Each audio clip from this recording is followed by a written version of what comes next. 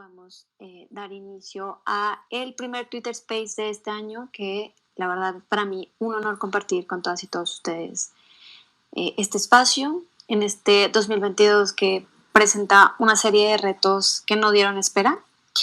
Empezamos el año con el pie, no sé si izquierdo o derecho, la verdad ya no sabemos en qué línea vamos.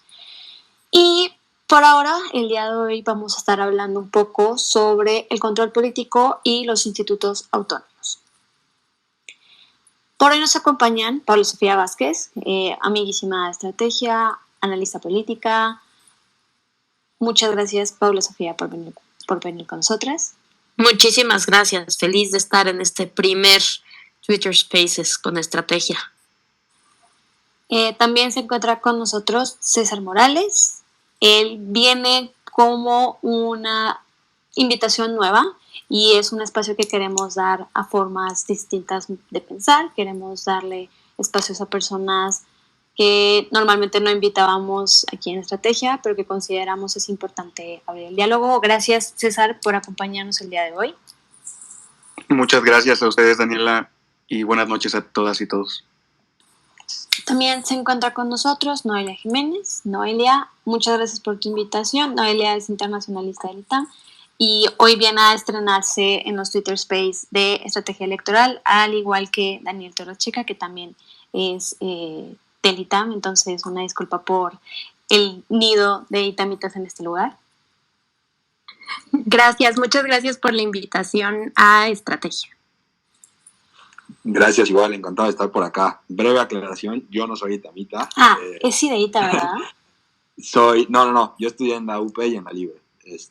Bueno, no, perdida bueno, pues. No pasa muchas nada. Gracias, Daniel, por acompañarnos. Muchas gracias a todas las demás que se encuentran aquí. Y bueno, vamos a iniciar un poco con el contexto del tema. ¿Qué está pasando con los institutos autónomos? ¿No? Evidentemente ahorita se encuentran en el ojo del huracán el Tribunal Electoral y el INE, pero hemos tenido también temas con el Banco de México, con el INAI, ¿no? Con una serie de organismos autónomos que se han visto, ¿cómo decirlo?, influenciados de alguna forma o abordados de una forma distinta por este gobierno federal, y evidentemente pues toda esta nueva forma de entender los institutos autónomos pues ha generado muchísimo revuelo, no solo en redes sociales, sino como en la academia y en una serie de espacios públicos y de debates que no necesariamente se habían dado hasta ahora. Hoy queremos ver hasta qué punto llega el control político.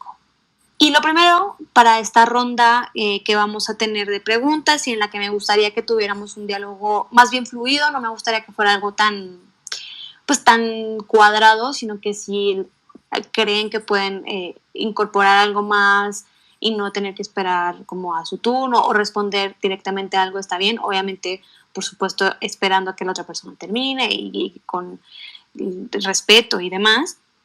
Pero en esta primera ronda, entonces, lo que yo quisiera que pensáramos un poco es, pues, ¿qué entendemos por control político, no?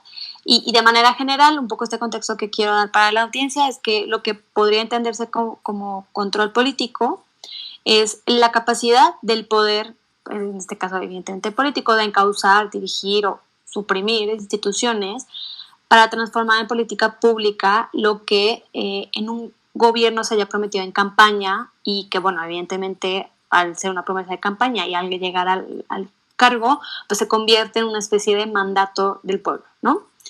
Sin embargo, las instituciones autónomas evidentemente están creadas para alejarse de este control político, para no pertenecer a él, para no responder a intereses del momento, sino ir más allá. Entonces, yo le hago una pregunta en general a todos. Evidentemente, pues ya tenemos en teoría un orden de participación, pero sí me gustaría que todas y todos un poco entráramos en esta discusión. Y la primera pregunta es, ¿cómo entendemos el poder político en México, en especial en este gobierno de Andrés Manuel López Obrador? ¿Y hasta qué punto podríamos considerar necesario incorporar justamente esto, control político en instituciones autónomas, o si definitivamente es algo que no debería estar sobre la mesa? Paula Sofía, adelante. Gracias. Yo primero quiero como abrir con dos oraciones muy tajantes que ojalá ahí estimulen un poco el debate. La primera sería que si efectivamente las formas de esta nueva administración y la manera de relacionarse de esta nueva administración con los organismos constitucionales autónomos, pues sí nos ha sacado un poco de balance. Pero hay dos cosas que me gustaría como poner sobre la mesa como certidumbres. La primera es, no es la primera, no es el primer gobierno que trata de tener control de político de los órganos constitucionales autónomos. O sea, creo que han sido un botín y una aspiración de todos los gobiernos desde que los órganos constitucionales autónomos se han creado. Y pues la única diferencia han sido los modos y las formas de tratar de ejercer ese control político, que esa es ya una cosa que podríamos hablar más adelante, cuáles son esas formas de control político, de pretensión de control político que han tenido unos y otros. Y la segunda, que me parece como muy importante a la hora que vamos a debatir sobre la pertinencia de la autonomía, de la pertinencia de que estén hasta cierto punto resguardados los organismos constitucionales autónomos de este control político y cuáles serían pues los puntos torales que deberían de estar libres del control, de cierto tipo de control político, es porque, y lo pongo sobre la mesa no porque tenga tanto que ver con el tema, sino porque me parece como una manera de sacar, de descalificar un poco argumentos, es si efectivamente los órganos constitucionales autónomos no son perfectos. Evidentemente no son perfectos, tienen áreas de oportunidad, no todas las cosas que han hecho las han hecho bien, no todas las integraciones han sido integraciones virtuosas y no todos los resultados, ni entre los órganos constitucionales como están ahorita, ni en los históricos de los propios órganos constitucionales, han sido todos buenos y bondadosos, ¿no? Pero entendiendo que independientemente de esta imperfección, no los queremos por perfectos, los queremos por útiles. Entonces, partiendo de esas dos cosas, yo diría, creo que lo más sorprendente ahorita de cómo se está ejerciendo el control político es que se está ejerciendo con una pretensión de hegemonía. Efectivamente, todo el mundo ha tratado de influir en la manera en la que se toman las decisiones adentro de los órganos políticos. Yo creo que la propia naturaleza de los órganos constitucionales autónomos, que son órganos reguladores, revisores de límites a los poderes tradicionales, pues los hace naturalmente órganos que pues chocan de manera frecuente con las decisiones que se toman en los órganos centrales, podríamos decir. Ahora, la única diferencia, bueno, la principal diferencia que yo veo es que había antes una pretensión de mantener hasta cierto punto dos cosas. Uno, el ejercicio autónomo de las funciones administrativas de los órganos constitucionales, si bien se trataba de cooptar la toma de decisiones a partir de cooptar consejeros, de cooptar integrantes, etcétera, creo que la autonomía sí se está viendo dominada de manera específica y novedosa en buscar también tomar control de la toma de decisiones administrativas y presupuestales. Y la segunda es que detrás hay una pretensión de hegemonía, de imponer una visión, un pensamiento, una ideología, y que todos los órganos de constitucionales autónomos todos respondan a una misma línea de gobierno que en muchos casos va incluso en contra de las funciones que ellos mismos cumplen. O sea, pongo el ejemplo como más claro. No puedes esperar que el INAI acate decisiones que van en contra de la transparencia. Aunque a ti no te guste la transparencia y aunque tu pretensión sea que ya no exista la transparencia. Pero creo que esas son las dos cosas que más han minado o han puesto han asediado ahorita los órganos constitucionales autónomos en términos de ejercicio del poder.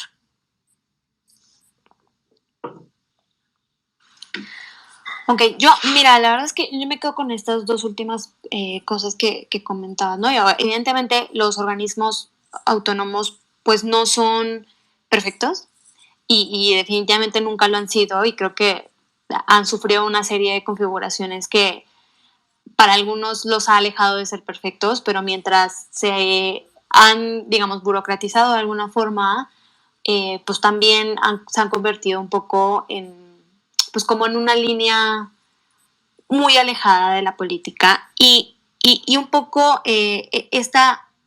esta idea nueva, bueno, no nueva, pero más bien frontal de este gobierno es esta idea de que los organismos autónomos tienen que responder a una línea de gobierno porque entonces pues a lo mejor no necesariamente son buenos, ¿no? Para la democracia.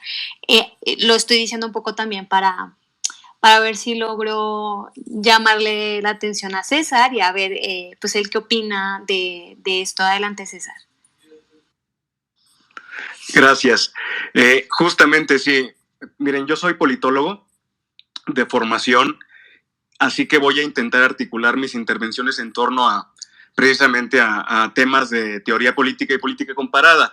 Intervenciones que me temo serán un tanto discordantes, pero que espero animen o inviten al menos a ver la discusión desde otro punto de vista. A ver, yo creo que como suele ocurrir en estos tiempos, la discusión en torno a los organismos autónomos y su papel en nuestra democracia ha adoptado con frecuencia un tono bastante apocalíptico. Para algunos, estos organismos parece que son simplemente enclaves del antiguo régimen que entorpecen la marcha hacia adelante de la cuarta transformación, ¿no?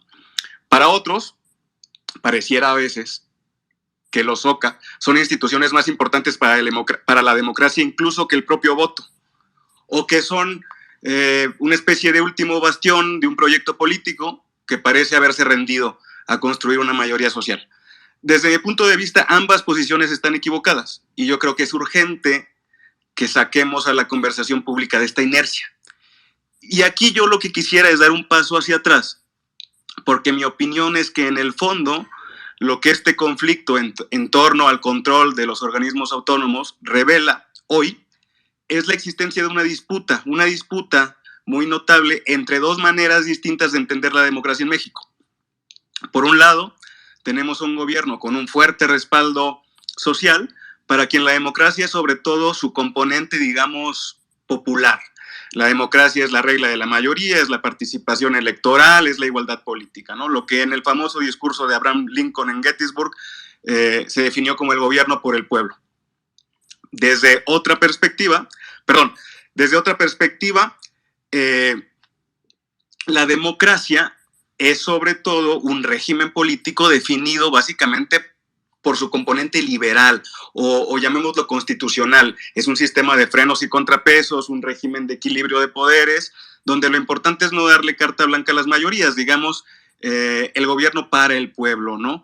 Si desde la perspectiva del gobierno todo aquello que no responde a su lógica, como son los organismos autónomos, es un lujo o un estorbo, pues desde la perspectiva de los críticos del gobierno o de la oposición, pues todo aquello que se salga de esta visión liberal de la democracia, pues es un peligro, porque de una u otra manera es algo que inevitablemente va a acabar en alguna forma de autoritarismo.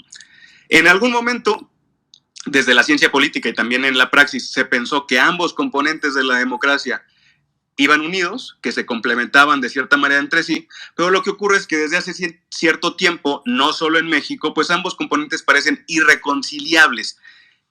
Lo que ocurre, desde mi punto de vista, es que los organismos autónomos son hoy con seguridad el campo de batalla más claro donde podemos ver esta disputa.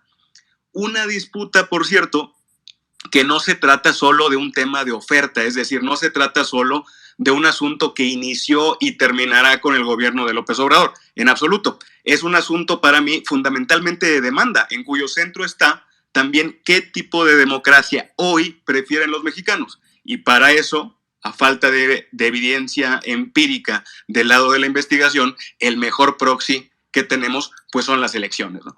Durante varias décadas fue la versión liberal de la democracia la que ganó peso en detrimento de este componente popular del que hablaba hace un momento, pero hoy, de la mano del resurgimiento de movimientos populistas, y digo esto en estrictos términos descriptivos, no valorativos, lo que ocurre es lo contrario, ¿no? El problema de los organismos autónomos es que en un contexto así, pues lo que parece de entrada una de sus fortalezas, en realidad se torna una gran debilidad. Es decir, recientemente algunos de los defensores de los OCA han argumentado que estas instituciones, básicamente lo que plantean es esta vieja preocupación liberal y republicana sobre la necesidad de proteger a las minorías de los posibles abusos de las mayorías. El detalle es que en un país como México, la experiencia histórica reciente ha sido más bien la contraria. Ha sido la de una mayoría sistemáticamente oprimida por una élite y un proyecto de país bastante excluyente.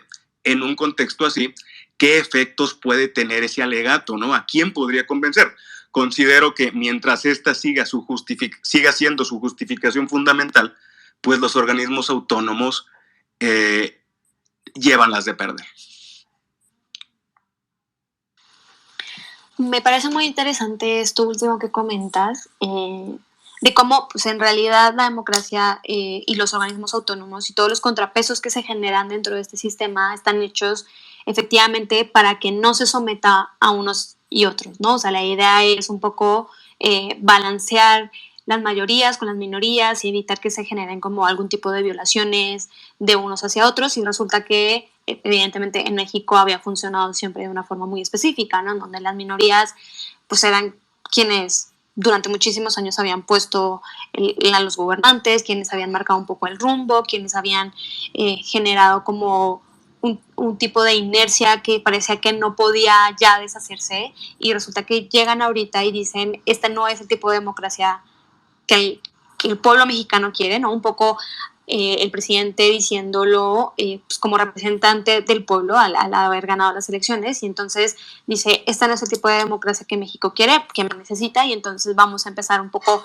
a frenar esto, pero ¿hasta qué punto ese freno que quieren ponerle a esta inercia que no necesariamente era buena y que tuvo como consecuencias bastante negativas, pero hasta qué punto este freno va a tener consecuencias, pues, de pronto más graves, ¿no? A ver, Noelia, cuéntanos, ¿tú qué opinas? Bueno, antes de comenzar, me gustaría que me confirmen nada más si me escuchan bien, porque Dani, te me estuviste trabando, pero no sé si soy yo o si te estabas trabando. Yo sí te escucho bien, pero avísenme si me trabo. Ok, está bien. No. Bueno, si me trabo también me avisan para ver si era yo. Bueno, pues primero, la verdad es que no me quiero adelantar como con los otros puntos que vamos a tocar, pero sí me gustaría sentar antes o poner algo antes sobre la mesa, que es que creo que es muy importante diferenciar lo que es el control político de la democratización, porque son dos cosas muy distintas. Es decir, cuando hablamos de control político, Daniela, tú lo definiste al principio, estamos hablando, pues sí, ¿no? De la capacidad de injerencia que tiene, pues, algún poder político en una institución. Y la democratización es otro proceso, otro fenómeno muy distinto que tiene que ver, pues, con involucrar a las mayorías en la toma de decisiones, ¿no? Entonces creo que son dos cosas muy distintas que es muy importante diferenciar cuando hablamos de órganos autónomos y cuáles son las discusiones o los debates que han surgido alrededor de los mismos, ¿no? Y bueno, para hablar primero de poder político en México y en el contexto actual, creo que es muy importante hacer uso de, pues sí, de herramientas históricas, aunque de pronto me digan que no sé, que la historia es aburrida o lo que sea. La verdad es que pues al final es útil, y es que el poder político en México desde hace muchísimos años, desde el siglo pasado, pues siempre ha estado muy focalizado en la figura del presidente. Y aquí retomo un poco lo que dice César acerca de este lenguaje apocalíptico, es el hecho de que el poder tan focalizado en la figura presidencial pues no es algo nuevo en México. La diferencia es que, bueno, antes teníamos pues como saben, un sistema de partido hegemónico, era un poder hegemónico centralizado completamente en un partido. Después con pues sí, con la transición del 2000, que también está ampliamente discutida, debatida, pues se abrió un poco más el tema del poder político. Sin embargo, México siempre ha sido un país con un sistema pues muy presidencialista. Y en ese sentido, pues al final, en la democracia o en una democracia ideal, incluso en el concepto de democracia que plantea el mismo presidente López Obrador, idealmente el poder debería de recaer en la gente, en las personas que son gobernadas. Sin embargo, en México el tema es que el poder no ha sido un poder, ¿cómo decirlo? Como que no ha sido un poder itinerante entre diversos actores. En México el poder ha estado muy focalizado. En México el poder sí ha tenido, por ahí leía, sí ha tenido, pues ahora sí que un domicilio específico, ¿no? Y ese ha sido pues el Palacio Nacional desde mucho tiempo. Entonces, creo que es muy importante entender el poder político en México en ese contexto. Y en este sentido, pues el presidente López Obrador hoy tiene mucho poder político. Primero, pues por la legitimidad electoral, la legitimidad popular, el nivel de aprobación que tiene en la opinión pública. Eso lo hace un presidente con mucho poder político, porque es un presidente ampliamente querido. Y por otro lado, y que es lo que mencionaba Paula, es el tema de todos los arreglos institucionales y el tipo de control que se ha buscado ejercer sobre organismos autónomos, que es pues lo que venimos a debatir. Y yo creo que en ese sentido retomo mucho lo que decía César acerca de este lenguaje apocalíptico entre los organismos autónomos son la panacea o los organismos autónomos son vestigios del viejo régimen y hay que acabar con ellos. Yo creo que los organismos autónomos no son ni una ni otra cosa. Sin embargo, en México, pues hay que decirlo, los organismos autónomos sí han sido útiles, es decir, son perfectibles, muy perfectibles. Yo creo que de lo que más carecen y que es el área que más habría que trabajar en ellos es precisamente la parte de la democratización, pero tampoco son organismos que no sean útiles. Y bueno, pues ya no me quiero adelantar a los demás puntos, ya pues más adelante podemos mencionar ejemplos y pues con los puntos que sigan. Daniel, ¿tú cómo ves esto último que decía Noelia y que creo que tiene que ver un poco con lo que se ha dicho en general en la discusión, ¿no? Evidentemente, pues los organismos autónomos no son perfectos, tienen una serie de áreas de oportunidad. Definitivamente hay que trabajar en la democratización porque había como una inercia histórica que le daba mucho poder a unas minorías que, digamos, abusaban, por decirlo de alguna forma, de las mayorías y que entonces se generaban como una serie de incentivos perversos. ¿En qué va a terminar? ¿En qué puede terminar este control político que pareciera intentar una democratización o que por lo menos lo usa como fachada, pero que para algunos puede justamente resultar un escenario apocalíptico? Hola, ¿qué tal? Antes que nada, encantado de estar acá y gracias por la invitación. Y sí, o sea, justo como decía Noelia, y creo que quiero retomar de ahí, o sea, es súper importante voltear a ver nuestra propia historia para entender cuál es la función de los OCAS en la democracia actual o sea, y cómo es su inserción, algo positivo o negativo, y evaluarlo desde esa óptica, ¿no? O sea, sobre los fenómenos que nosotros como mexicanos hemos vivido. O sea, como decía Noelia, ¿no? En la época, sobre todo en el siglo pasado, en el siglo XX, o sea, para ordenar la vida pública en México era más importante voltear a ver a la silla presidencial que pues a la Constitución Federal, ¿no? Y ese acercamiento para mí es muy relevante porque siento que en nuestro contexto actual y la discusión que, digamos, subyace a todo esto es el juego que muchos tenemos con los fantasmas del hiperpresidencialismo en nuestro país, ¿no? Y que está muy arraigado en nuestra costumbre, digamos, política. No, hoy, a diferencia de lo que sucedía en el ejercicio del partido hegemónico, tenemos ya más de una docena de instituciones que ejercen facultades relevantes del Estado y que, o sea, digamos, para bien o para mal, estaban en el Ejecutivo y ya no están ahí. Entonces, un balance positivo o negativo sería ver qué tan bien o qué tan mal estamos desprendiendo esas facultades de la lógica política partidaria, ¿no? Y creo que la idea de alejarlas de la esfera del Ejecutivo, pues sí tiene una razón de ser, ¿no? O sea, digamos, por varios procesos históricos que, digamos, no alcanzaría a exponerlos ahorita, ¿no? Pero por causas de nuestro país, pues empezamos a desconfiar de la lógica partidaria, ¿no? Como algo incapaz de darnos estadística confiable, y entonces creamos al INEGI, o de vigilar con imparcialidad los comicios, y creamos al INE, de procurar la justicia sin introducir una agenda facciosa, y creamos a la Fiscalía, de transparentar la actuación y al INAI, etcétera, ¿no? Y también por cuestiones de técnica y especialidad, donde podemos verlo con mayor claridad en COFESE o en IFT, que son como estos puntos del Estado regulador, ¿no? Que con mucha claridad ha resuelto la Suprema Corte de Justicia, ¿no?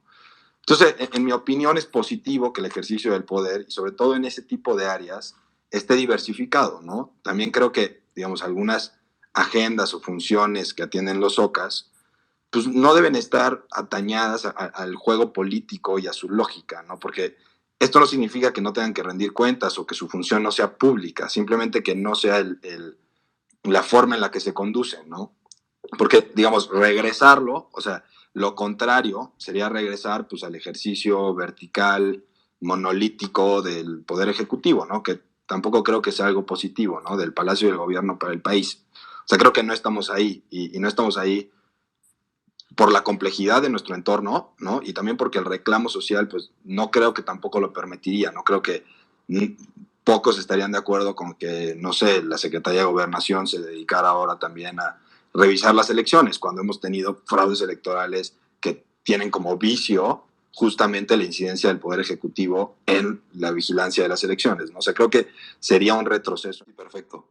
Ok, Daniel, no sé si tú, bueno, lo último que estabas diciendo era que no íbamos hacia un nuevo control del Ejecutivo de los OCAS. No sé si quisieras agregar algo más o pasamos a la siguiente ronda con una última reflexión.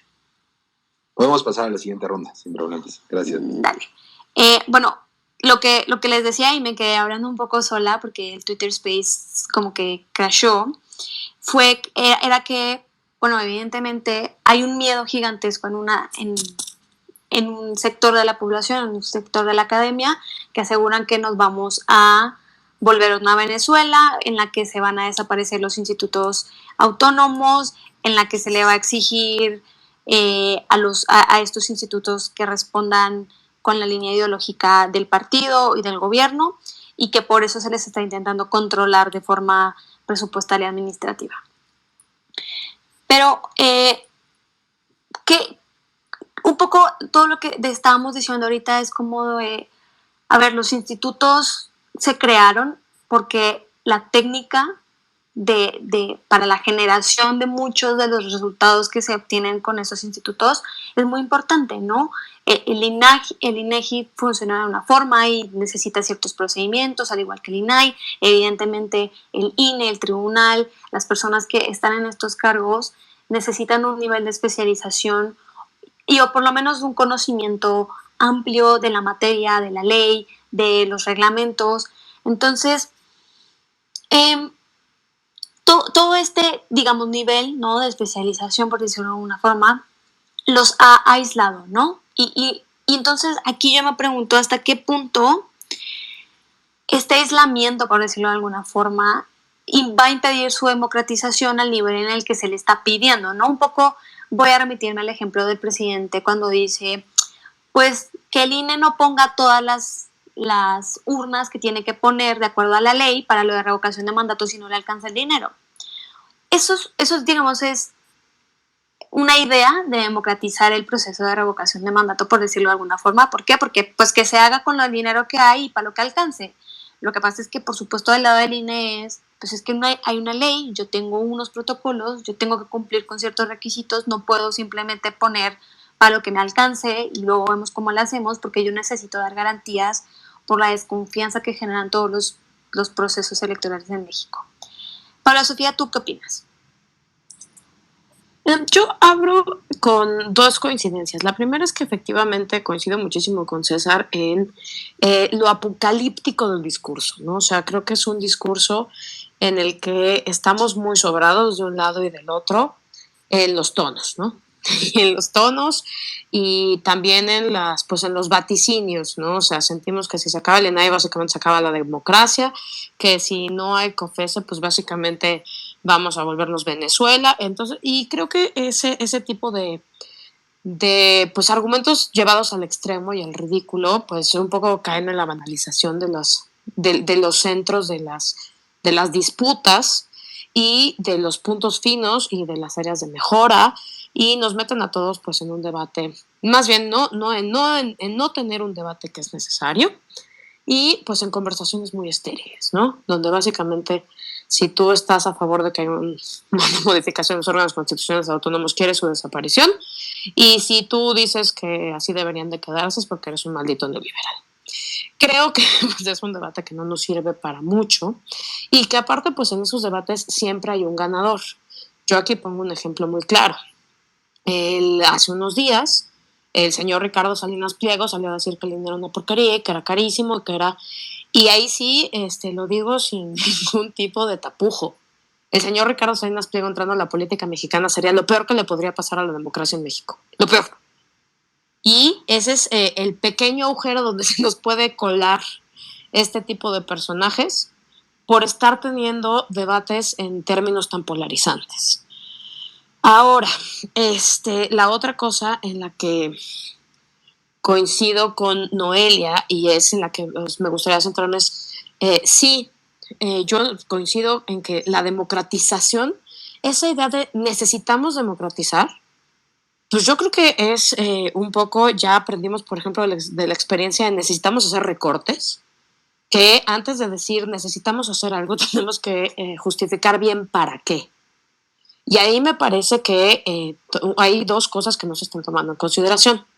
La primera, que ya se mencionó, es la naturaleza de los órganos constitucionales autónomos y la razón por la cual en algún momento se decidió, y no se decidió por un dedo mágico, se decidió a partir de una votación en las cámaras que les dieron mayorías constitucionales, que reformas constitucionales y reformas legales aprobadas por lo que nosotros tenemos en democracia representativa, que se considera como la voz del pueblo, que es aprobadas en sede legislativa.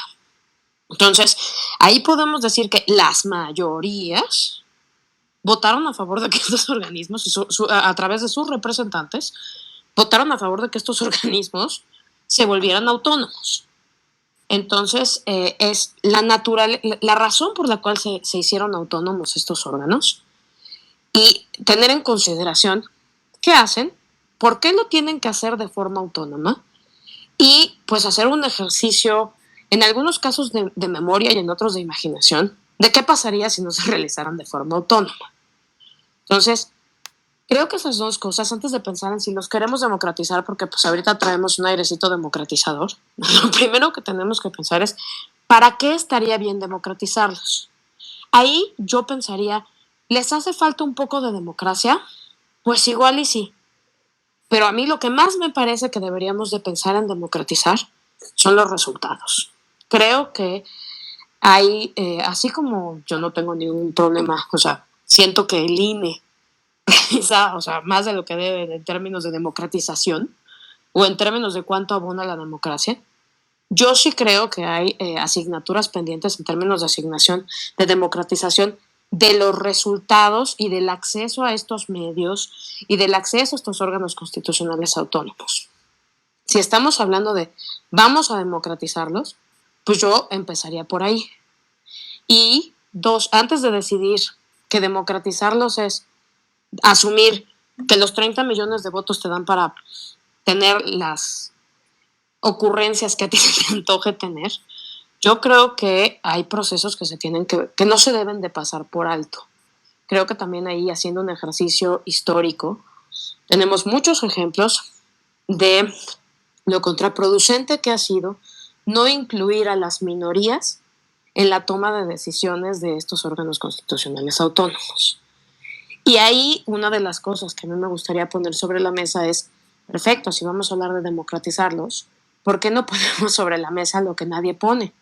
Que es el proceso de las designaciones de los de las personas que los integran. Yo ahorita, si hablamos de democratización y nos ponemos a puntualizar otra vez lo que decía Noelia, ¿es democratización que el presidente de la República le diga al INE cómo gastar? No, perdón, pero es una clarísima afrenta a su autonomía. ¿Es democratización que decida la gente si deben de ganar o no, si se deberían de tener menos direcciones? No, eso no abona en nada en la democratización de las instituciones.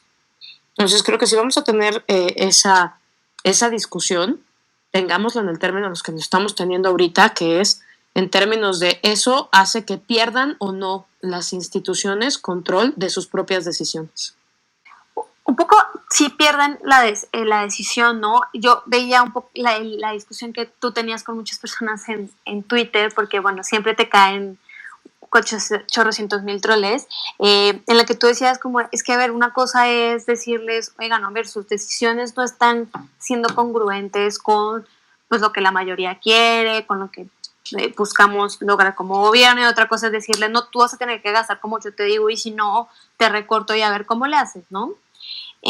César, ¿hasta qué punto la ciudadanía puede o no puede tener injerencia, digamos, en las decisiones de estos órganos porque al final estas decisiones les afectan de forma directa, ¿no? O sea, que se empieza a medir de una forma distinta la pobreza en México por parte del INEGI debido a una decisión del gobierno, pues obviamente va a tener una injerencia en programas sociales y en muchísimas cosas, ni hablar del INE, ni hablar del tribunal y de todos los derechos políticos que se pueden ver violados si no se respetan como ciertas cosas, pero ¿por qué no empezar a hablar de justo esto que se preguntaba que Paula Sofía, ¿no? ¿Qué vamos a entender por democratizar y qué vamos a defender que se tiene que democratizar y qué no? Sí, mira, quisiera empezar nada más señalando una coincidencia importante que creo que tenemos todos en la mesa, que es la impronta que tiene en el funcionamiento y en el origen de los OCA el pasado reciente, es decir, el presidencialismo, hiperpresidencialismo mexicano, dado que los organismos autónomos, su efecto más visible ha sido que le quitaron efectivamente funciones a la presidencia, ¿no? Y obviamente después de más de medio siglo de autoritarismo, pues este debilitamiento relativo fue pues, muy celebrado como un logro democrático, aunque en realidad pues tendríamos que discutir seriamente, y creo que aquí está el punto, un punto en que también creo que coincidiríamos, lo importante es discutir seriamente en qué medida este menor poder relativo del gobierno se ha traducido en un fortalecimiento del Estado en su conjunto, ¿no? O en mejoras sustantivas para la ciudadanía. Esta duda no la planteo yo, sino que la planteaba ya en 2014 Pedro Salazar Ugarte. Por otro lado, quisiera también señalar mi coincidencia absoluta con lo que dijo Paula Sofía. Yo creo que la entrada eventual de un personaje como Ricardo Salinas a la vida pública política mexicana sería el mayor peligro para nuestra democracia, sea cual sea la manera en la que definimos a esta. Pero bueno, volviendo al punto central, sí, yo creo que esta distinción entre lo técnico, lo político está o debería estar en el centro de nuestra discusión sobre los organismos autónomos, a la par que los resultados específicos que tienen cada una de estas instituciones. Yo empezaría diciendo que gobernar siempre implica cuestiones tanto de preferencia pública como de técnica. Es decir, yo no creo que pueda haber realmente una separación tajante entre ambas cosas.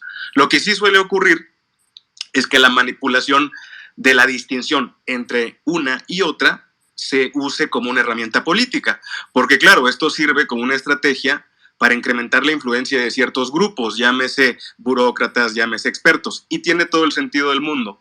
Al encuadrar una decisión como una cuestión técnica, lo que ocurre es que el tema es automáticamente sacado de la arena política, y al experto se le otorga una posición de privilegio en la que solo él puede decidir, mientras que las preferencias del público pues son calificadas como ingenuas, como manipuladas o como poco informadas, ¿no? Ahora, para mí aquí el asunto más relevante, y paso a la segunda parte de lo que comentabas, Daniela, es el problema de orden democrático que esta pretendida separación entre lo público y lo técnico entraña. No es algo que hay un politólogo, uno, digamos, de las figuras más grandes de la ciencia política contemporánea anglosajona, Peter Mayer, es lo que Mayer llama vaciamiento democrático. ¿A qué me refiero con vaciamiento democrático? Pues a este proceso por el cual a lo largo de las últimas décadas, no solo en México, sino en buena parte del mundo occidental, pues cada vez más ámbitos de la vida pública, cada vez más ámbitos de la acción estatal se han ido aislando, se han ido blindando del juego electoral. Durante los últimos 40 años, pues hemos sido testigos de cómo han ganado terreno, pues lo que se ha llamado instituciones no mayoritarias, ¿no? Nuestros OCA, instituciones que intentaban trasladar el modelo de los bancos centrales, pues dirigidos por expertos, no electos, supuestamente independientes, a otros espacios, ¿no? La razón tradicional, y esta es una historia también tan vieja como la vida misma, es que había cuestiones tan sensibles e importantes, pues que no podían dejarse en manos de los políticos, ¿no?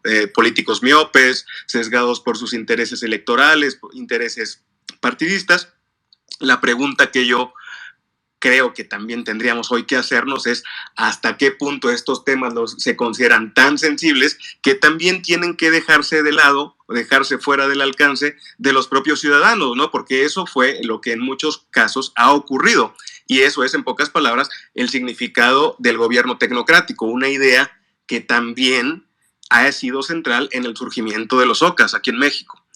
Y a ver, para mí el problema del gobierno tecnocrático básicamente no es que sea en realidad menos técnico y más político de lo que se pretende, que lo es, sino que es una forma de gobierno que no se lleva bien con la democracia, en la que la soberanía popular tiene muy poco espacio. Y lo mismo pasa con la rendición de cuentas electoral o vertical. ¿Qué accountability podemos exigirle a un funcionario al que no se elige? ¿No? Yo creo que esta es una pregunta que merece reflexión y que sinceramente no creo que tenga una respuesta sencilla.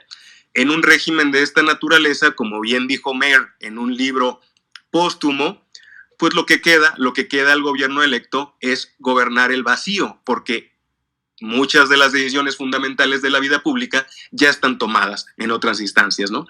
Lo irónico para mí de este punto es que justamente este proceso de vaciamiento democrático del que hablaba Mayer ha sido el combustible de los políticos populistas de toda índole que han ido surgiendo en el mundo durante los últimos años.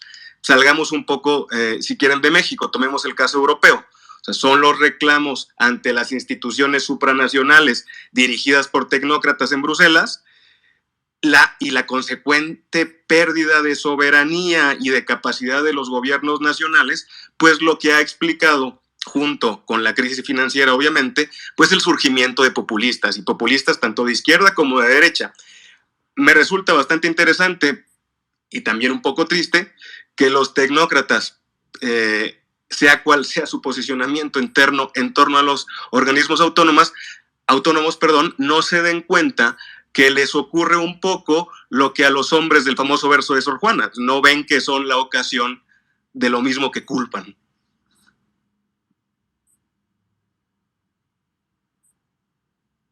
Ahorita que estabas hablando de esta especie de gobierno en la que de esta herramienta política que se usa muchísimo, no solo en México, sino en América Latina, como una especie pues, de categorías en las que un gobierno tiene que tener como la técnica por un lado y la política por el otro, y como que dejamos de entender la política como algo que tiene técnica de por sí, ¿no? Algo que no podemos negar, y ojalá no se me lancen encima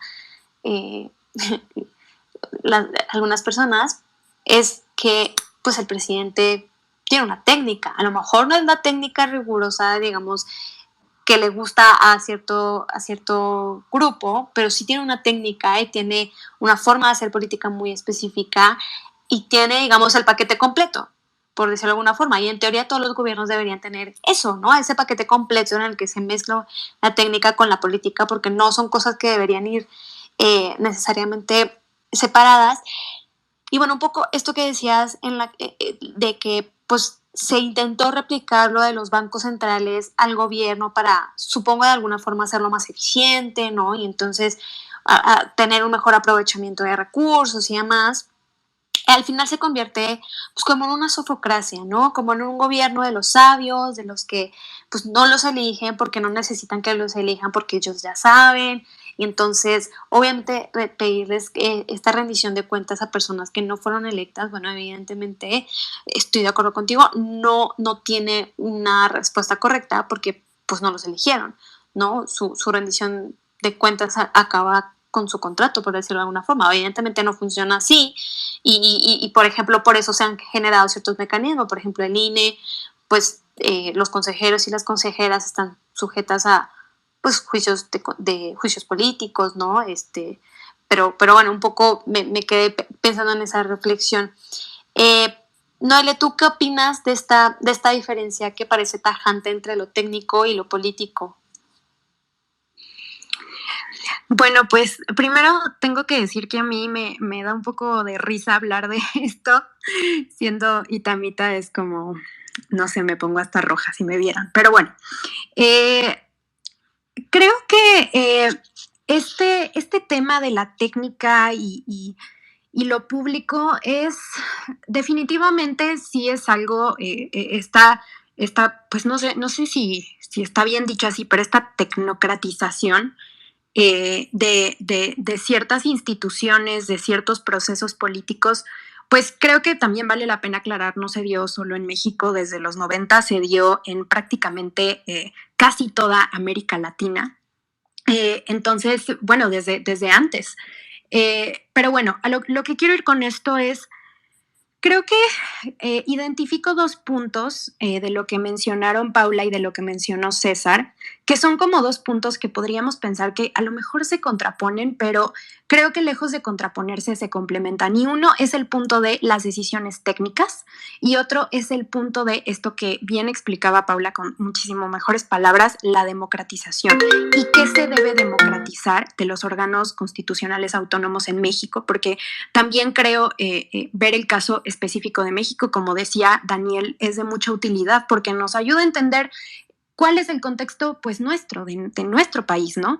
Y primero, pues yo creo que sin duda hay organismos que toman decisiones que son de carácter técnico en extremo, ¿no? Por ejemplo, se me ocurre el Banco de México y la estabilidad del peso, el control de la inflación. Y en ese sentido, por ejemplo, podemos ver que antes de la autonomía del Banco de México, por ahí de finales de los 80 más o menos, pues teníamos una inflación que iba por encima del 100%, más o menos por casi en el 160%. ¿Y por qué ocurría esto? Pues porque las decisiones, en teoría técnicas, del Banco Central estaban sujetas a las olas partidistas del momento. Y esa es la intención, y creo que a lo mejor hubiera sido bueno empezar por ahí, esa es la intención por la que se les dota de autonomía a estos órganos, para que esas decisiones en extremo técnicas no estén sujetas a esos intereses políticos y para que, por ejemplo, no tengamos inflaciones de más del 100%, ¿no? O se me ocurre un ejemplo un poco más reciente, que es el caso del INAI, y pues los documentos a los que han tenido acceso periodistas y personas que se han dedicado a investigar, por ejemplo, el caso Ayotzinapa, que muy probablemente sin el carácter autónomo del INAI nunca hubieran podido acceder a esos documentos. ¿Por qué? Porque eran documentos que, de ser por la administración pasada, hubieran quedado, bueno, hablo de la administración pasada porque fue en ese momento en el que se liberaron, de ser por ellos, pues a lo mejor hubiera quedado, pues esos documentos hubieran quedado fuera del alcance del conocimiento público, ¿no? Y es por eso que se les dota de autonomía, porque lejos de pensar las decisiones técnicas como algo lejano, creo que se trata de pensar las decisiones técnicas como que hay cosas que sí debieran ser independientes de las olas partidistas. Y eso incluye incluso a los funcionarios de los órganos autónomos, que no debieran meterse tampoco en las olas partidistas del momento, ¿no? Por otro lado, creo que un problema que es algo que mencionaba César es el tema de pues sí, devuelvo a esto mismo de la democratización, pero sobre todo, como decía Paula, la democratización de los resultados en el sentido de, por ejemplo, hacer de conocimiento público por qué o en qué me ayudan a mí, ciudadano, ciudadana, el hecho de que los órganos constitucionales autónomos tengan, valga la redundancia, autonomía. Creo que hoy en día muy poca gente, si tú vas a la calle y les preguntas, muy poca gente podría responder eso, ¿no? Y creo que es, por ejemplo, una de las áreas de oportunidad que yo identifico, por ejemplo, pues sí, dar a conocer este sencillo ejemplo de Banxico y la inflación y la importancia de que el Banco Central sea independiente del poder político. Y en ese sentido, creo que la técnica y lo público, lejos de, no debieran ser completamente ajenos una a otra cosa porque se necesitan mutuamente. Es decir, la técnica sí necesita, al final de cuentas, sí necesitas estrategias comunicativas, sí necesitas acercamiento a la gente, pero al mismo tiempo hay decisiones que sí tienen que tomarse independientemente de los movimientos políticos del momento.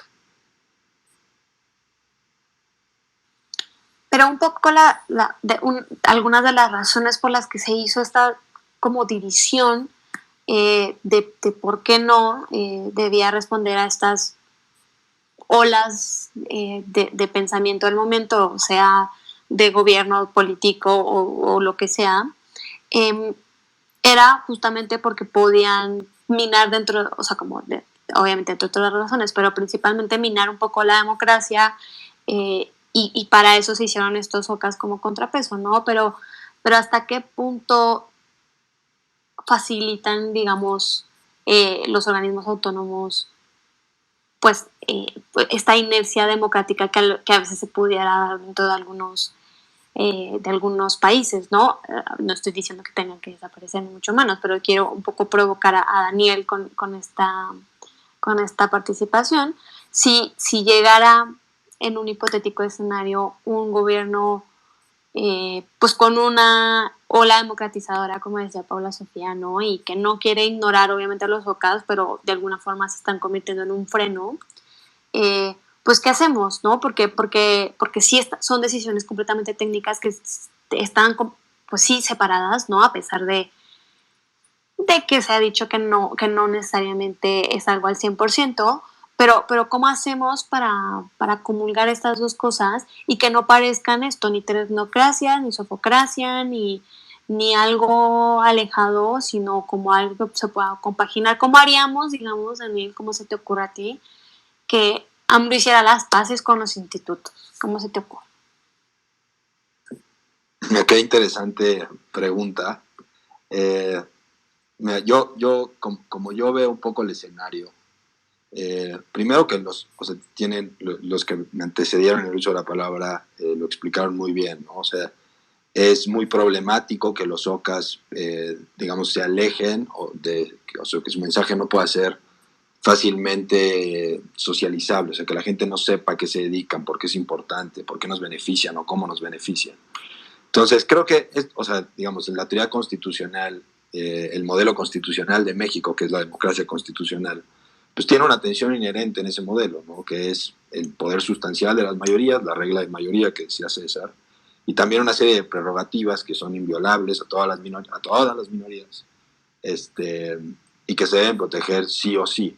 Entonces creo que, digamos, aquí se articula algo que sobre todo en el Poder Judicial, se ha discutido mucho, que es la objeción contramayoritaria, que es por qué una serie de personas o un cuerpo que no es democráticamente electo puede ordenar a la colectividad, ¿no? O sea, ¿qué es lo que lo legitima para hacerlo? Y esta parte me parece muy importante porque algo similar sucede con los OCAs, ¿no? Que ya decíamos que no necesariamente son, o que son contramayoritarios, ¿no? Y emiten decisiones de política pública fuera y a veces por encima de los poderes mayoritarios, ¿no? Y le dicen a la democracia qué debe hacer en ciertas cuestiones y esto pues, provoca un choque, ¿no? Inherente en este modelo. Y entonces yo creo, y en esto me quiero remitir un poco a lo que decía Noelia, es que la técnica la técnica y la función pública, o más bien, la técnica no significa o que no responda a la lógica de las mayorías o de la lógica política partidaria, no significa que no la beneficie, ¿no? Y me parece que esta es la piedra de toque, ¿no? Si la técnica y la política, lejos de excluirse, se suponen, pues estamos en un círculo virtuoso. Entonces creo que ahí la cuestión que nos tenemos que hacer nosotros es, digamos, que un poco también lo advertía César, es si realmente nos ha funcionado a nosotros, en nuestra democracia, delegar ciertas tareas del Estado a la participación técnica de algunos órganos, ¿no? Que también me gustaría acotar esa parte. No todos los órganos autónomos juegan con esta lógica de técnica y especialidad, ¿no? Es muy claro, por ejemplo, en COFESE y en IFT, que eso sucede, que son las notas del Estado regulador, pero no necesariamente así juegan, o sea, no todos se legitiman por esto, ¿no? Que lo que decíamos es las razones históricas de la creación de los OCAS tiene que ver en ciertas partes por pérdida de legitimidad y en otras por la complejidad de la administración pública moderna. Y solo son estas segundas las que tienen especialidad y técnica, ¿no? Sobre todo COFESE e IFT. Esto por una parte. Pero no me quería, ahorita que César hablaba de soberanía y cómo se puede disminuir con este tema, no me quería ir sin hablar un poquito de un debate interesante, digamos, en el derecho constitucional, sobre el tipo de función que ejercen los OCAS de cara a la soberanía. Y es que bastantes teóricos los entienden como entes no soberanos, y los entienden así a partir de una lectura gramatical de la norma constitucional, que es como una lectura de tres artículos, ¿no? El 39, que te dice que la soberanía reside en el pueblo y se instituye en su beneficio. El 41, que te dice que los poderes de la Unión, más bien que el pueblo ejerce esa soberanía a partir de los poderes de la Unión, que se dividen en ejecutivo, legislativo y en judicial. Es decir, la soberanía popular no se ejercería a partir de una lectura literal a través de los OCAS, ¿no? Entonces quería dejar un poquito bosquejos de esa discusión, que también es interesante. Y sobre todo, pues, digamos, como última reflexión, decir que si tenemos una mejor política económica, una mejor regulación de mercado, mejores competencias, libre concurrencia, espacios abiertos en publicidad, radio, etcétera, entonces los OCAS serían algo positivo independientemente de la lógica a la cual responden.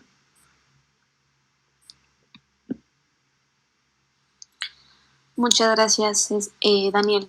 Yo creo que la pregunta, bueno, ahorita que César tenga un ratito, si quieren, y bueno, también si Paula Sofía o Noelia quieren responder a su provocación, pues adelante.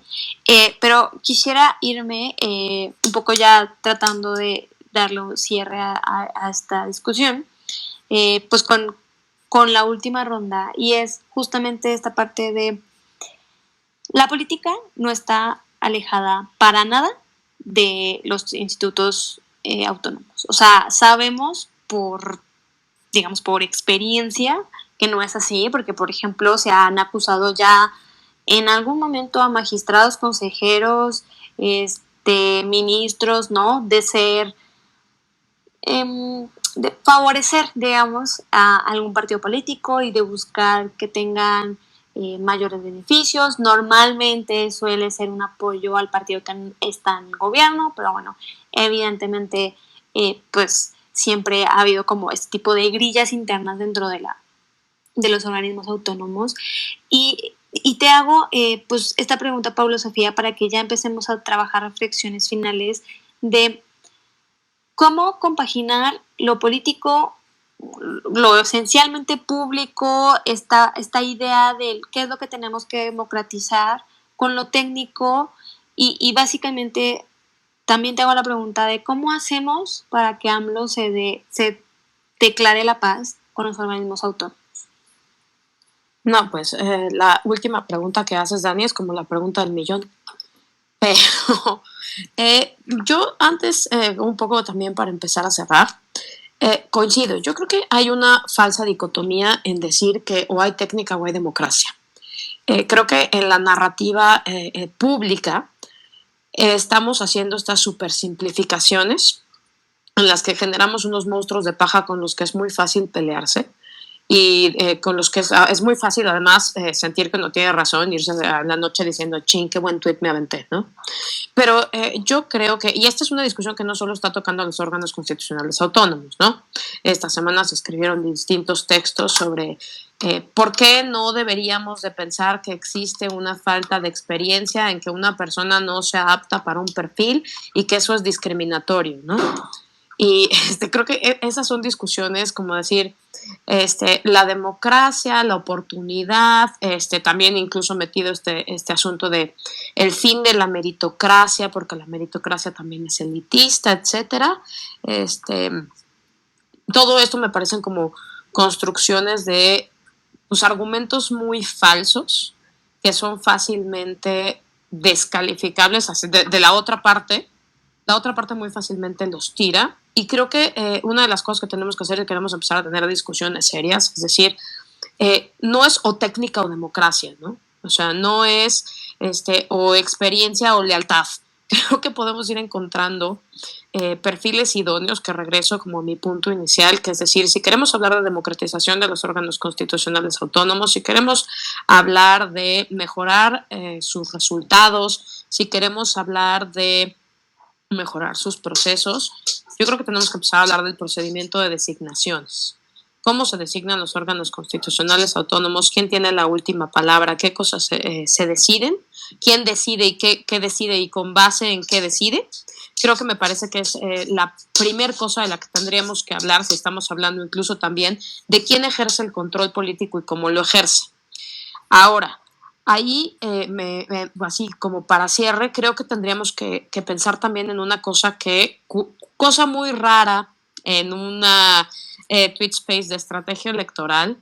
No hemos hablado de ¿y a quién deben responder los órganos constitucionales autónomos? Los órganos constitucionales autónomos, y es una cosa que vemos con la que se pelea día con día OCAS como el INE o el INAI, es ellos son aplicadores de la ley. Y entonces, lo que ellos tienen que hacer es aplicar la ley. Ellos son gestores, ellos son administradores, ellos son implementadores de marcos jurídicos en los que ellos no deciden. Y creo que ahí sí ha habido pues, una competencia y una actitud muy desleal de parte de los políticos en general y por muchos años, no lo están inventando ahorita, de salir a quejarse porque no les dieron prerrogativas o porque los multaron o porque una decisión del INAI los obliga a hacer algo, cuando son leyes que ellos mismos crearon.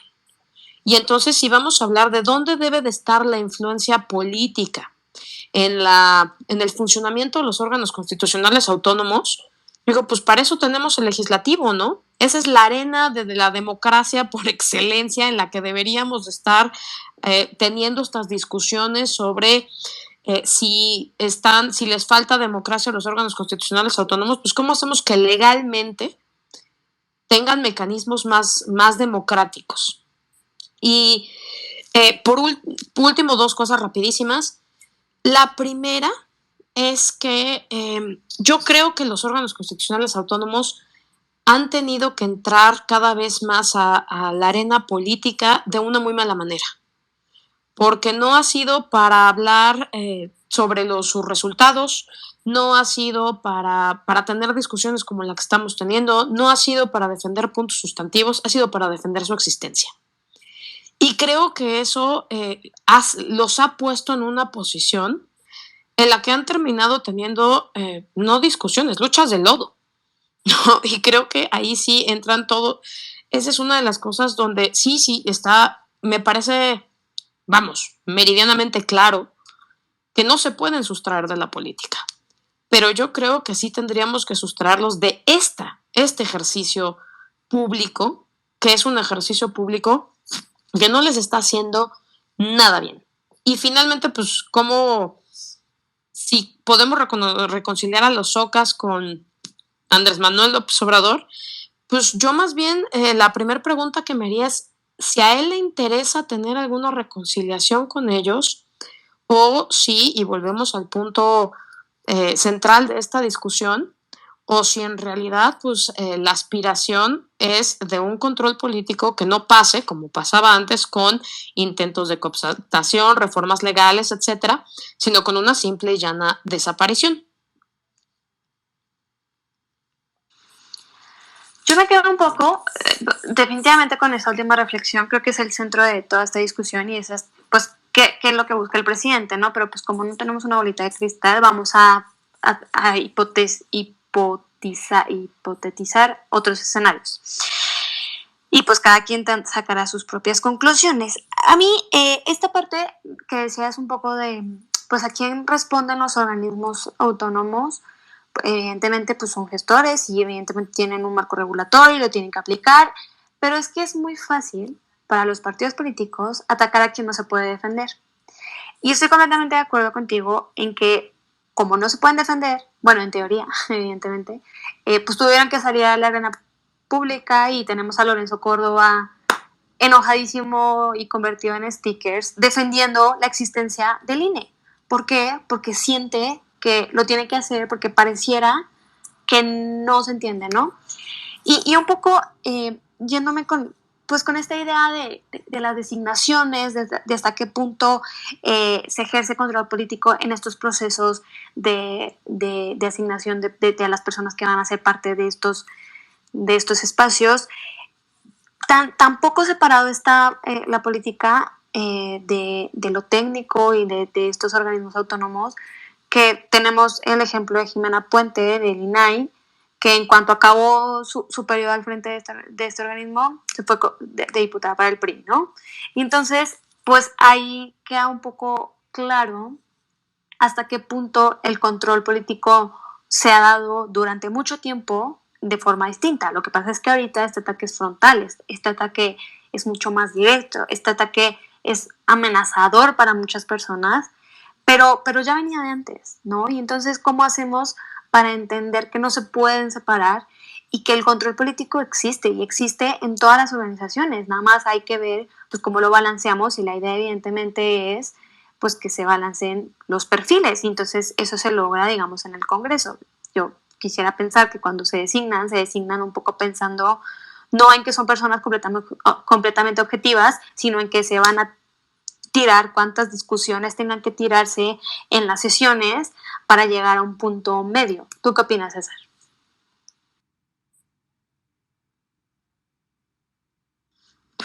Sí, coincido absolutamente con lo que dices, Daniela, y con lo que planteaba con lo que planteaba Paula. Es decir, yo creo que los procesos de designación y la gran pregunta es a quién responden los organismos autónomos, a quién responden nuestros técnicos.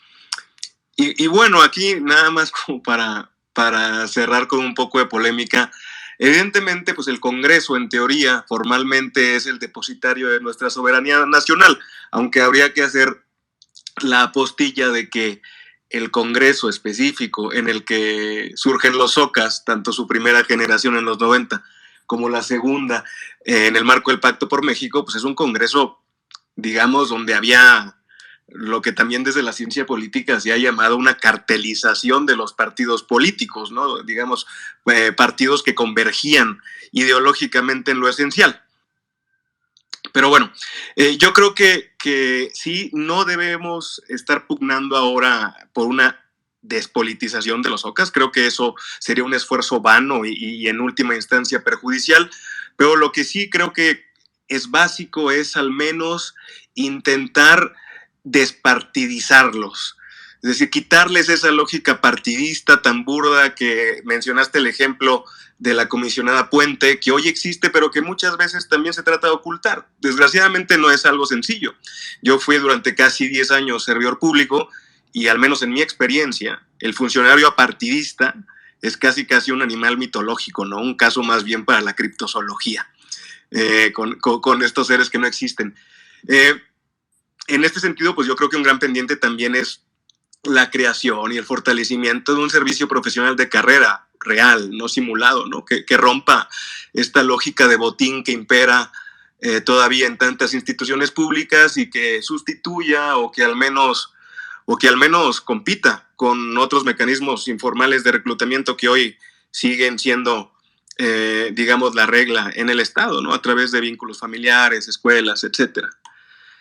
Yo no tengo duda respecto a que algunos de los organismos autónomos cumplan funciones esenciales para la sociedad mexicana.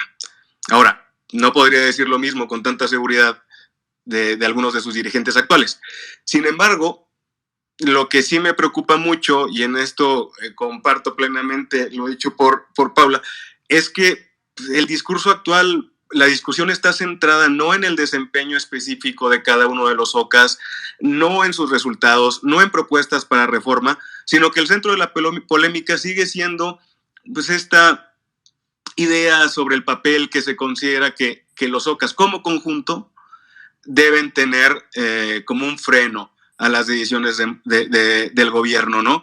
Y eso, pues para mí no es técnico, eso básicamente es usar credenciales técnicas para hacer avanzar una agenda política, simplemente que sin pasar por el trámite engorroso de las urnas, ¿no? Digo, no es casual que justo hace poco, cuando los proyectos de infraestructura del presidente López Obrador estaban siendo cuestionados, pues un think tank propone crear un OCA para encargarse de la política pública de infraestructura y separarla del gobierno, ¿no? Más recientemente, Salomón Chertorivsky propone como manera digamos, de solucionar los errores de la gestión del gobierno que él considera tales, pues la creación de otro OCA para proteger la inversión. O sea, yo creo que no va por ahí la solución. Yo creo firmemente que el camino es la compaginación de lo público con lo técnico, aunque por momentos sí, actualmente, pues parece que el signo de los tiempos no favorece esta opción, ¿no?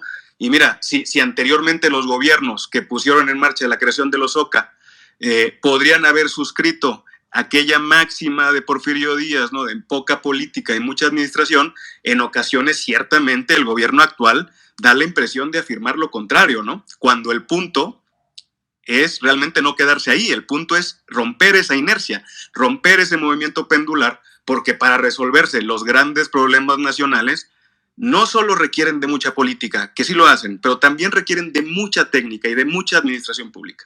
Y esto lo digo como politólogo, como exfuncionario, pero también como un simpatizante crítico de la 4T.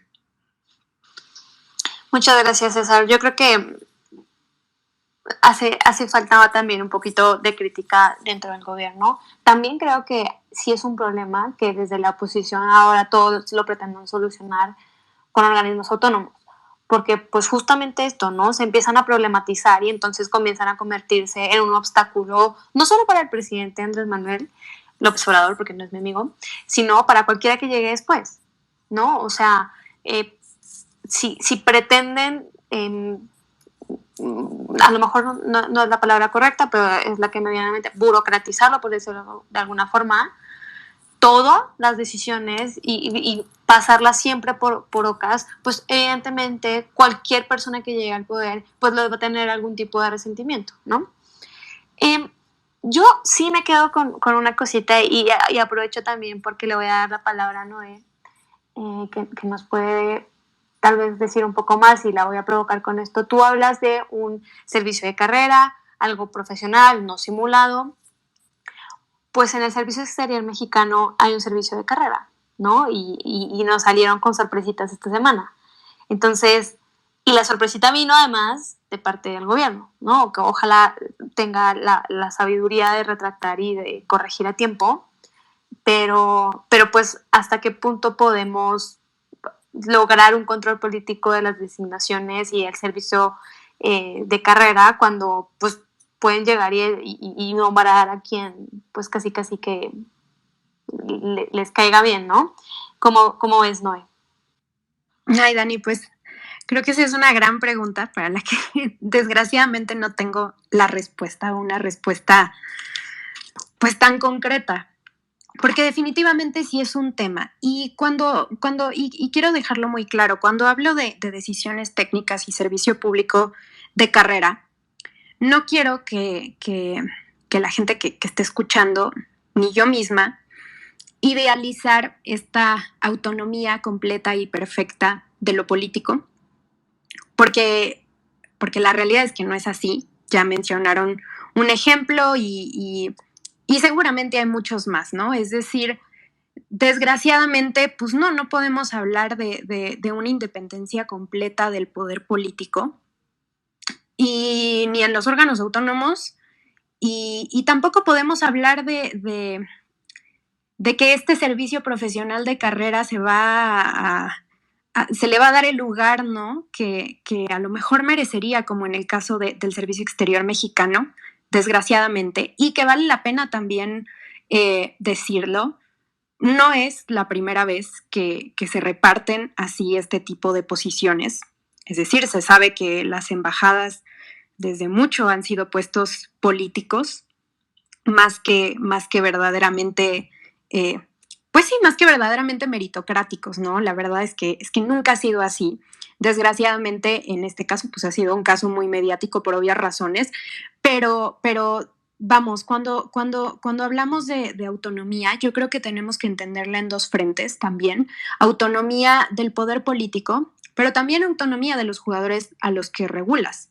Pienso, por ejemplo, en la CRE, pienso, por ejemplo, en la COFESE, ¿no? Y en ese sentido, pues son preocupaciones, creo que son discusiones que debemos tener, pero como decía Paula, no tenerlas en un terreno de hombres de paja, ¿no? Es decir, no tener estas discusiones a mi gusto infructíferas, como por ejemplo, que si tal grilla con el INE o que si tal grilla con la otra cosa, porque la realidad es que con eso no vamos a llegar a nada y no vamos a resolver los grandes problemas relativos a los organismos autónomos y al poder político en los organismos autónomos. Entonces, creo que sí debiéramos de pensar a lo mejor en mecanismos para lograr una mayor, valga la redundancia, autonomía, ¿no? A lo mejor en las designaciones, en la toma de decisiones y de los dos frentes, o sea, del poder político y, repito, de los jugadores a los que regulas, porque un órgano regulador también tiene que ser completamente imparcial, ¿no? De estas cúpulas de poder que no necesariamente son políticas, también son empresariales a las que se regulan, ¿no? Pero son discusiones que al final tienen que ver con el desempeño de los órganos autónomos y tienen que ver con, pues con cómo nos van a ofrecer o cómo nos van a dar a nosotros resultados. Y quería también decir algo antes de terminar. Relativo al tema de la representación y esta discusión súper interesante que mencionaba Daniel, que se da en el ámbito de derecho constitucional, que tiene que ver con cuál es el papel de los órganos autónomos en nuestro país, si su papel es representarnos o no es representarnos, si la soberanía popular se deposita en los órganos autónomos o no se deposita en los órganos autónomos y que de acuerdo con una interpretación estricta de la Constitución, pues no, la soberanía popular no le corresponde a los órganos autónomos, ¿no? Discutir si eso enriquece o no, que es la famosa pregunta que mencionaba César de Pedro Salazar, creo que es una discusión pues muy interesante y que se tiene que enfocar mucho también a, como decía Paula, ¿cuáles han sido los resultados concretos en términos democráticos que nos ha dejado que así sean o que así operen las cosas? Y pues sí, desgraciadamente para la pregunta de cómo hacerle para a lo mejor pues dar un mayor lugar a este servicio público de carrera, tanto en los órganos autónomos como en otras instancias como el SEM, antes que a factores políticos, desgraciadamente no tengo la respuesta. Sí puedo decir que no es la primera vez que se hace, no es la primera y desgraciadamente yo creo que tampoco será la última administración que lo haga. Lo que sí creo es que hoy tenemos a una sociedad mucho más participativa, mucho más enterada del debate público de estos temas y que eso ha cambiado por completo el panorama porque hoy nuestro gobierno, y no solo este gobierno, o sea, los que sigan también, eso es algo positivo, pues que sepan que no, a lo mejor no van a poder dar tantos pasos en falso sin que la ciudadanía esté al pendiente y tome nota. Gracias, Noelia. Daniel, ¿cómo ves esto último que decía Noelia y toda esta última reflexión que estamos teniendo de pues cómo realmente no se puede separar lo político de los organismos autónomos y cómo realmente tienen dentro de sí pues una naturaleza política, ¿no? Y un poco combinando esto con esto último que decía Noelia, que me parece que es importante porque pues tal vez pareciera también que tenemos un poco idealizada a la ciudadanía. Hay un sector muy específico de la ciudadanía que es cada vez más activo, entonces da la impresión, ¿no?, de que estamos cada vez más despiertos, ¿no? Pero depende del tema, porque al ser temas tan técnicos, por ejemplo, no puedes pedirle a la gente que vaya a armar un plantón sobre algo con lo que no está de acuerdo del INAI si no necesariamente entiende digamos, el proceso que se esté modificando y qué efectos va a tener, ¿no? Y entonces requiere, otra vez volvemos a lo mismo, una democratización. Entonces, ¿hasta qué punto son buenos los organismos autónomos a pesar de tener influencia política, pero también a pesar de tener no sé, procesos tan técnicos y que al final pueden repercutir en la gente que de pronto puede ser activa, ¿no? Y como todo este ciclo, ¿cómo ves esto para este gobierno? O sea, este ciclo que podría ser virtuoso para este gobierno y ya para tus reflexiones finales. Gracias, Daniela. Pues muy interesante todo lo que hemos discutido por acá. Creo que en esta materia, justo en entender a los funcionarios de los órganos constitucionales autónomos como seres políticos que tampoco se van a encontrar completamente aislados de, digamos, de las exigencias sociales, de todo el ecosistema político que está en nuestro país. Sí me gustaría resaltar dos cosas que ya se han adelantado un poco. La primera, que tiene que ver con la incidencia de los poderes en los sistemas de nombramiento. Acá dos acotaciones me gustaría hacer. La primera, que los sistemas de designación en OCAS no son un procedimiento uniforme, o sea, dependiendo de cada organismo, su sistema de designación, o sea, no son diferenciados, ¿no? O sea, por ejemplo, la fiscalía se designa por similar a los ministros, ¿no? Una terna del presidente, comparecencia y designación de 2/3 partes. Pero para los órganos que son más especializados, como por ejemplo, o pienso en COFESE, hay comités de evaluación, ¿no?, que los conforman técnicos, ¿no?, Banjico, INEGI, INE y demás. Se evalúan una serie de requisitos, se aplican ciertos exámenes de conocimiento. O sea, se trata de limitar un poco el espectro de decisión política a esos funcionarios. Y que los funcionarios que se designen, que de todas formas van a transitar por el visto bueno del Ejecutivo y del Senado, tengan un mínimo de conocimiento que, insisto, esté alejado de que puedas nombrar a alguien que no corresponda o que no se entienda con la complejidad técnica que implica ese puesto, ¿no? Algo similar sucede con el INAI, donde también se le consulta a la ciudadanía, pues más o menos qué tipo de funcionarios les gustaría tener ocupando ese puesto, ¿no? Entonces, creo que articular un buen sistema de nombramiento, ¿no?, y también traer a colación a los diversos miembros del Congreso, ¿no?, con su facultad de advice and consent. O sea, podemos hacerlo como que podemos alejarlo y brindarlo y blindarlo las garantías institucionales de la autonomía constitucional desde el momento en que nombramos a sus funcionarios, ¿no? Y acá me gustaría también hacer una segunda acotación de algo muy interesante pero muy sutil que está sucediendo con COFESE, que tiene que ver no solamente con cómo se nombran, sino cómo omites nombrar a ciertos funcionarios, ¿no? Porque esta facultad de nombrar, pues es algo que los presidentes o el Poder Ejecutivo y el Congreso utiliza siempre a su favor, pues con la facultad de poder dejar personas cercanas en puestos de poder. Pero lo que está sucediendo en COFESE es que literalmente dejaron de nombrar consejeros y listo, ¿no? El Pleno ahorita tiene 3 vacantes, algunas desde hace más de 2, 3 años, ¿no? Y como son posicionamientos escalonados, pues de repente el Pleno se está quedando sin consejeros. Y eso implicaría, pues de facto, que COFESE dejaría de operar. Hay una controversia constitucional que presentaron y que ahorita está en la Suprema Corte de Justicia, pero, digamos, no solamente tenemos que vigilar cómo se nombra, sino, pues, que no se dejen de nombrar. Esa es una primera. La segunda, y que también quiero traer a colación, que tiene que ver con cómo fomentar o cómo democratizar estos órganos constitucionales autónomos. Creo que, o sea, desde el 93 constitucional, las cámaras tienen esta facultad de llamar a comparecer a los funcionarios y pues discutir aristas o actividades de su ramo, ¿no? O sea, creo que tampoco hemos agotado ese rubro y sí me gustaría ver un poquito más de discusiones en ese sentido, ¿no? O sea, que se llame a los funcionarios de los órganos constitucionales autónomos, que los llamen a rendir cuentas en en la Cámara de Diputados, en la Cámara de Senadores, es algo que también beneficiaría a la democracia, ¿no? Y digamos, por último, nomás para abonar con lo que decías, Daniela, sobre cómo la ciudadanía puede evaluar o escrutinar la labor de los OCAS cuando se trata de materias tan técnicas. Esta parte en particular me parece que también debe transitar por algunas de las teorías que han hecho los jueces constitucionales en materia de deferencia y autocontención, donde se ha planteado que a mayor nivel de especialización, menor debe ser el grado de intervención de los jueces, ¿no?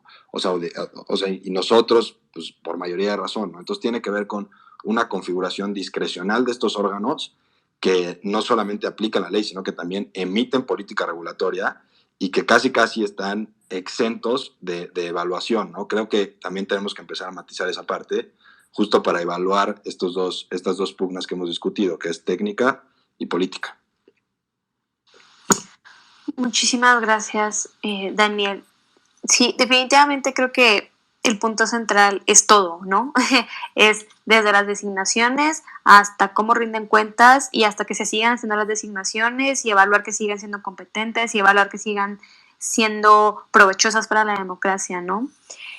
Pues bueno, siendo las 9:33 de la noche, yo quisiera agradecerles pues evidentemente a Paula, a Noelia, a Daniel, a César, por su participación, por sus ideas, por el provechosísimo debate que tuvimos el día de hoy y a todas las personas que nos acompañaron en el primero y en el segundo por la caída de Space, pero que estuvieron con nosotras aquí.